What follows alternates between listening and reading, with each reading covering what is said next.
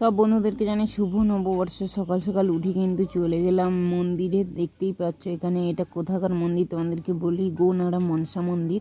তো কতগুলো হাঁড়ি বসেছে দেখতে পাচ্ছ, এক সাইডে ঝোল ভাত হচ্ছে আর এক সাইডে ক্ষীরভোগের হাঁড়ি বসেছে। আর বাইরে তো দেখার মতো সিন, মানে না দেখলে তোমরা বিশ্বাস করবে না এখানে কি এত ভিড় হয়। হ্যাঁ বন্ধুরা, প্রচণ্ড। আমরা যখন আসি তখন বাজে 4:30। তো এই পাচ্ছ এই সাইডে ঝোল ভাতের আয়োজন করা হচ্ছে। আর আমরা যখন আসি ভোর তখন 4:30। তো 4:30 সময় আমাদের 14 নম্বরে কিন্তু মানে টিকিটটা করেছি।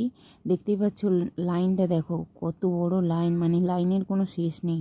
ওদের সাইডে সাইডে কিন্তু হাঁড়িগুলো রাখা আছে, সেগুলো দেখলে তোমাদেরকে কিছু দেখালাম। যেগুলো বসে গেছে সাইডে কিছু আছে, বাইরে তো আরও অকতারে ভিড়। তোমাদেরকে মন্দিরটার ভেতরটা যে দেখাবো, কিন্তু কোনো মতে ভেতরে ঢোকার সুযোগ হচ্ছে না, তবুও আমি একটু এর ফাঁক দিয়ে দেখাচ্ছি।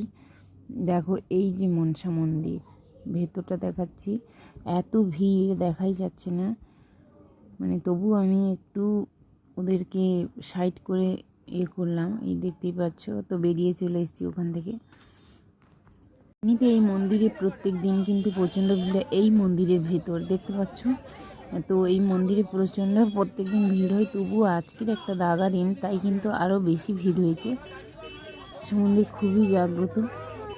অনেক দিন থেকে একটা মানসিক ছিল আসবো বলে, তাই ভাবলাম যে পয়লা বৈশাখ আছে, চলো তাহলে এই দিনটাই শুভ কাজটা সেরে ফেলি। তো দেখো তোমাদের দাদাভাই ছোটোটাকে নিয়ে দাঁড়িয়ে আছে, আর বড়োটা ওই সাইডে ছিল। সবাই মিলে এসেছি চারদিনে। ভোগের হাঁড়ি কিনতে চলে যাচ্ছে। দেখতে পাচ্ছি এই যে ঠান্ডার মধ্যে বসে আছে, এখন সবাই যাচ্ছে। দেখো ছুটিটা দেখছে, আমি ভিডিও করছি, খুব আনন্দ পাচ্ছে। হাঁড়িটা মন্দিরে নিয়ে এসেছিল ভোগ দাখিল করতে, তখন কিন্তু তোমাদেরকে দেখাতে পারলাম না, এত ভিড় মন্দিরের মধ্যে। ওখানে ফোনের মানে ফোনটা যদি বের করতাম হয়তো কেউ নিয়েই নিত, এতটা ভিড়। তাই কিন্তু মন্দিরের মধ্যে কোনো কিছু না করে বাড়ি চলে। টাটা।